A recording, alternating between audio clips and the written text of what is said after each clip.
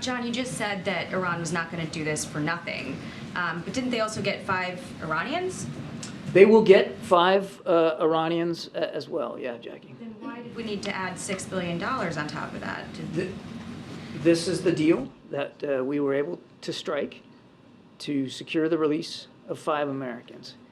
It would be great, wonderful, if we could just pick up the phone and call the mullahs and say, hey, we want our Americans back, send them back on the next plane. But you and I both know that's not going to happen, particularly with Iran. And getting Americans home requires decisions, sometimes really tough decisions. It requires compromise. It requires negotiations. It requires negotiations with people you really would rather not be sitting across the table from, but you got to do it. Because Americans overseas in trouble, wrongfully detained, need to know, and their families need to know, that this president and this administration will do what it takes to bring them home. We're comfortable in the parameters of this deal. I've heard the critics, that there's somehow they're getting the better end of it. Ask the families of those 5 Americans who's getting the better end of it, and I think you'd get a different answer. We're comfortable with the parameters of this deal. We're comfortable that there'll be enough restrictions, quite frankly, very rigid restrictions, on the Iranians' ability to use this money. And we make no apologies for the fact that we're going to get these 5 Americans home just as soon as possible. President Raisi says it's up to them how they use the money. He's wrong. How are you going to guarantee that? Because once the money's fungible. So once it's released. No, ma'am. It's not fungible. He's just wrong. He's just flat out wrong. The way this deal is arranged is that the $6 billion, which is Iranian money, will go to a Qatari bank, Qatari National Bank. The Iranians can request withdrawals for it for humanitarian purposes, and the Qataris and it will be and us, we will have oversight, sufficient oversight, into the request itself to validate the request, and then to deliver funds appropriate to that request.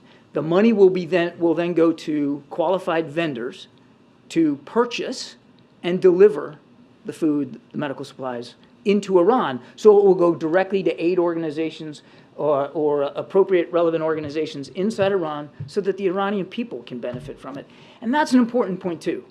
While we certainly have issues with the regime, we don't have issues with the Iranian people. And this funding will be important to helping them get over some tough times. What do you say to the criticism that this is only going to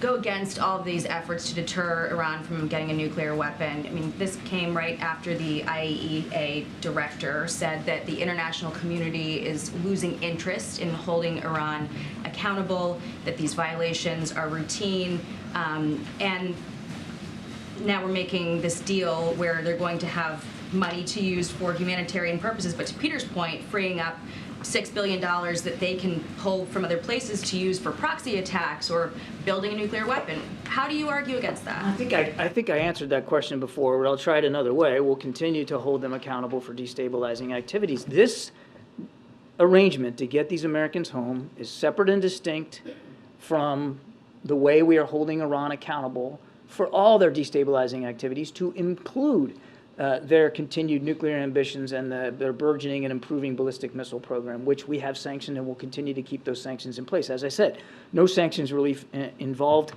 in this at all. We will continue to hold them and put them under that pressure. And now look, the President has said many, many times, we're not going to allow Iran to ever achieve a nuclear weapons capability. We would have preferred to deal with that through diplomacy.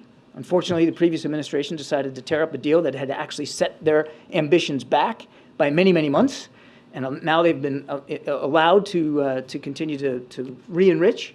Nothing we can do about that. We wanted to solve it through diplomacy. We are not able, and we're not focused on returning to the JCPOA at this time. That said, we will make sure we have the appropriate capabilities in the region to defend